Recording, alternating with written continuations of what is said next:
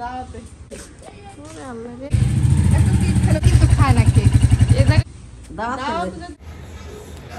আসসালামু আলাইকুম, আপনারা সবাই কেমন আছেন? আশা করি অনেক ভালো আছেন। যে যেখানে আছেন সুস্থ আছেন, আলহামদুলিল্লাহ। আপনাদের দোয়া ভালোবাসা আমরা অনেক ভালো আছি। তো প্রতিদিনের মতো চলে আসলাম আপনাদের জন্য একটি নতুন ব্লগ নিয়ে। আজকে ব্লগটা স্টার্ট করছি সকাল থেকে, যতটুকু চেষ্টা করছি আজকের দিনটা আপনাদেরকে শেয়ার করার। আপনারা জানেন কালকে আমি বাসায় আসছি। আসলে কয়েকদিন যাবত ভাবতেছিলাম এখানে আসবার বা আসা হয় নাই, তো হুট করেই চলে আসলাম। আমি গতকালকে একটা দাওয়াতে গেছিলাম অনুষ্ঠান বাড়িতে, ওইখান থেকে আইসা আমাদের বাড়িতে আসছি। আমাদের বাড়ির থেকে আমি এখানে এসে বসছি যে এখানে যাই একটু সময় কাটায় আসি। তো আসছি কালকে বিকালে, রাত থাকলাম সকাল থাকলাম। তো আজকে চলে যাব, কারণ আমার মেয়েকে নিয়ে ঢাকা যাবো। এই জন্য আজকে বিকালে আমি ঢাকা যাব, কালকে থাকবো, পরে ডাক্তার দেখায় বাসায় চলে আসবো। কারণ আমি এমনিতেই জার্নি করলে আমার খুব খারাপ লাগে, এই জন্য ভাবলাম একদিন আগেই যাই। তো আসলাম এখানে, ভালো লাগলো। অনেকে অনেক কিছু বলছেন কমেন্টে। আসলে এই যে এটার কথা অনেকে বলছেন যে তিল বানাইছে। আরে ভাই, তিল বানাবো কি জন্য? দেখেন এটা আমার তিল, আমি তিল বানাই নেই ভাই, হয়তো আপনারা ওরকম করে খেয়াল করেন না এই জন্য। আর অনেকে বলছেন এখানে ভিউ পাওয়ার জন্য আসছে, এটা সেটা ঢং করতে আসছে, মানে নানান ধরনের প্রসঙ্গ আর কি। যেটা আপনারা মনে করেন আর কি, কিছু করার নাই। আমি চেষ্টা করি সব সময় সবার সাথে সম্পর্কটা মেনটেন করে চলার। হয়তো আমি আমার মতো করে চেষ্টা করি, কিন্তু অনেকের কাছে হয়তো ভালো লাগে বা খারাপ লাগে, এরকম আর কি। তো যাই হোক, বাড়িটা এখন ফাঁকা, কারণ ছোটো ভাইয়া ভাবি আবু তালহা তারা সবাই বাইরে চলে গেছে আর কি। তাদের একটা অনুষ্ঠান আছে, সেইখানে গেছে। আর আমিও চলে যাব, দুপুর টাইম হয়ে গেছে। আমার বাসায় যাই ফ্রেশ হইতে হবে। আমি আমার ছেলে মেয়েকে গোসল করাই দিছি, কিন্তু আমি তো আর গোসল করতে পারি নাই। আমি বাসায় যাই ফ্রেশ হবো, এরপর ঢাকা যাব এই জন্য। তো সকালেই যাইতে পারতাম গা, যাই নাই। ভাবলাম যে থাকি কিছুক্ষণ সময়, চেষ্টা করব ঢাকা থেকে আসার পর আবারও আসবো। আমি এখানে এসে কয়েকটা দিন থাকবো, 1-2 দিন।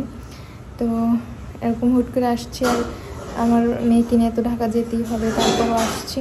সব মিলাইয়া সময়টা একটু অন্যরকম কাটলো। আশা করতেছি কেউ বাজে কমেন্ট করবেন না, ভালো কিছু বলার চেষ্টা করবেন। ভাই, পরিস্থিতি মানুষকে অনেক জায়গায় নিয়ে যায়, তো সেম সেটাই পরিস্থিতির কারণে আমি আমার মতো করে জাজিরাতে আসি। তো জাজিরা থাকবো, বাবার বাড়ি থাকবো, ননদদের কাছে যাবো, শ্বশুর শাশুড়ির কাছে, দেবর জায়ের কাছে আসবো। কে কতটুকু আমাকে ভালোবাসে বা মনে রাখে এইসব ব্যাপারে কথা নাই বলি। আমার যতটুকু মনে হয়, আমি যতটুকু চিন্তাধারা করি বা আমার যেটা ভালো মনে হয়, আমি সেই দিক থেকে যতটুকু চেষ্টা করি সবার সাথে সম্পর্কটা মেনটেন করার চেষ্টাই করি। তো যাই হোক, অনেক কথা বললাম, চেষ্টা করব আপনাদেরকে ভালো কিছু শেয়ার করার। অনেকে বলেন এইভাবে ক্যামেরার সামনে এসে কথা বলতেন না, ভালো লাগে না, এটা সেটা হ্যান ত্যান। যার ভালো লাগে না লাগেই না, যার ভালো লাগে তার তো অবশ্যই লাগে। এভাবে ক্যামেরার সামনে এসে কথা যতটুকু দরকার অতটুকু বলি। বাড়িটার কি ভরা, কারণ সবাই আছে এখানে, সবার সাথে সময়টা অন্যরকম কাটলো, আনন্দে হই হুল্লোড়ে। তো এই আর কি।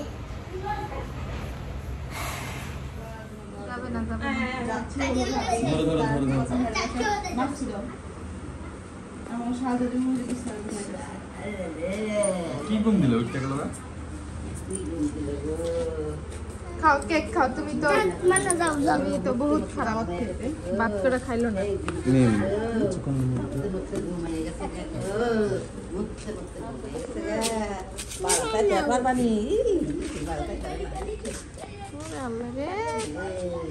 অনেক রোদ আজকে, রোদের বেশি।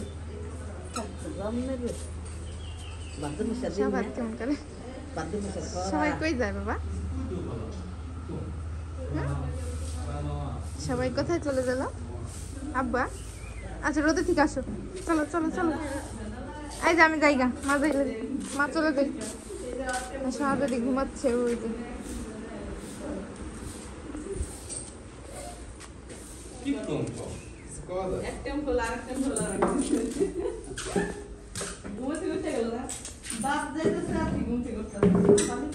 যাওয়ার আওয়াজটাই উঠেছে, চলে যাচ্ছে।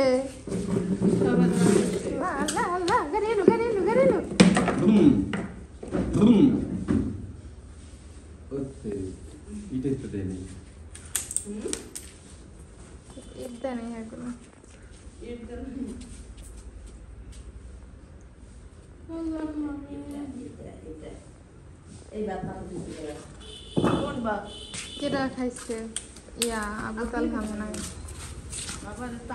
একটা এইটা নাইমা যায়, এইটা নাইমা যাবো। জুতা খোল, জুতা বাজা সব মরলা আর সমস্যা নাই। কি খাবে কেক? এত কেক খেলে তো পেট খারাপ হবে। এমনি কিন্তু খায় না কেক, এ জায়গায় এলো আর কেক খাওয়াবে।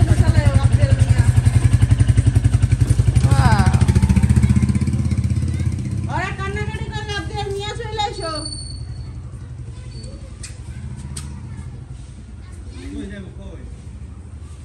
দাওয়াতে যেতেছো, দাওয়াতে বাবির ফুফাতো ভাই বাসায়। থালবাড়ি কত আদে শিখাম বেশি গোসল করাবো, বাজি কাটা দুটো বাজে গেছে। লম্বে গান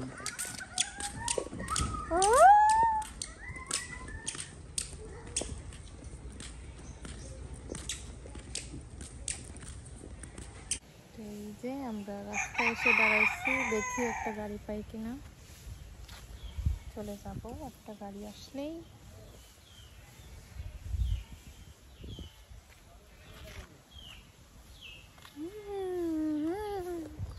আমার শাহজাদি ঘুমেছিল, ঘুম থেকে উঠছে, চলে যাচ্ছে। ও ঘুমের না থাকলে আর আগে চলে যেতাম, ও ঘুমেছিল রেখা ওরকম করে উঠি নেই, তো ঘুম থেকে উঠলে এখন চলে যাচ্ছে। আমি বাসায় যাব, ফ্রেশ হবো, এরপর কত কাজ। আম্মু মা আম্মু ফুকি, তো আমরা বাসায় চলে আসছি। দুইটা মানুষই ঘুমেছিল গাড়ির মধ্যে, কি একটা অবস্থা কি বলবো আপনাদের। তো বাসায় এসে তাদের ঘুম গেছে, আর আমার শাহজাদি যা পায় তাই মুখে দেয়, এই জন্য ওর কাছে কিছু রাখা হয় না ওরকম করে। কিন্তু এই যে এই প্যাকেটিং গুলা দিয়ে হচ্ছে খেলতেছে, মা হচ্ছে এগুলা দিছে সামনে খেলার জন্য, এখন হচ্ছে এগুলো মুখে দিতেছে আর দুষ্টামি করতেছে, দেখতে পাইতেছেন আমার বুড়িটা।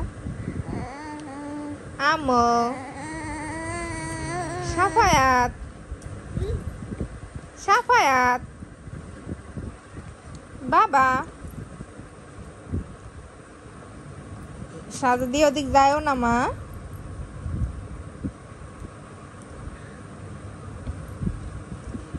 বুড়ি কই?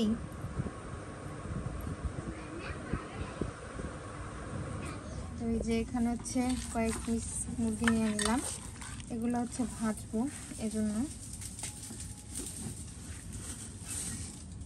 প্রথমে আমি লবণ দিয়ে দিলাম। না দিতে তুই আলিকে এখানে হচ্ছে হলুদ গুঁড়ো দিয়ে দিতেছি, এরপরে মরিচের গুঁড়ো দিলাম। আমাদের মরিচের গুঁড়োটা হালকা হয়ে গেছে, তার কারণ হচ্ছে এগুলো বাড়ির মরিচ ভাঙানো হয়েছিল, এজন্য।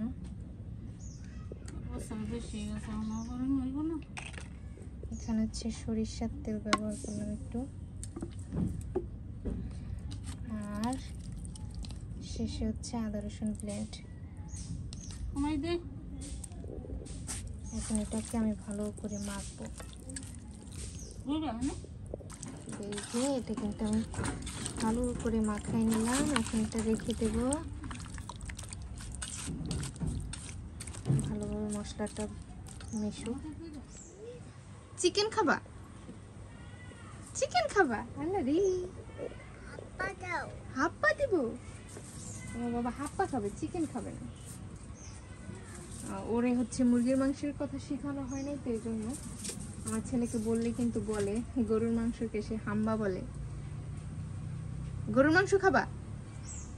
দাও। দিয়ে দিছি এখন হচ্ছে মাংসগুলো ছেড়ে দিব।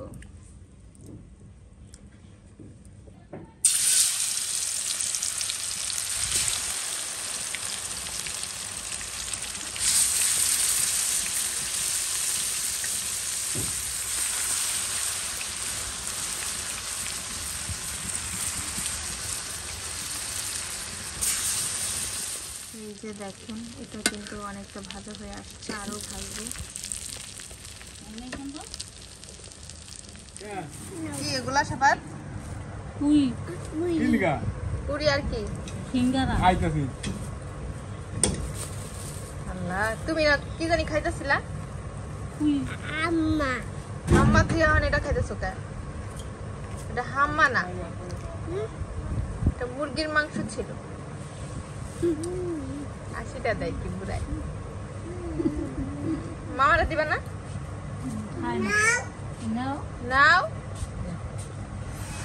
কি কইবা, কইলা না? অন তোর কি কইবা, হে কইলা না? আল্লাহ রে, এমন করে না, খাও। এই লাগদিস আছে চলে দে। আ বুড়ি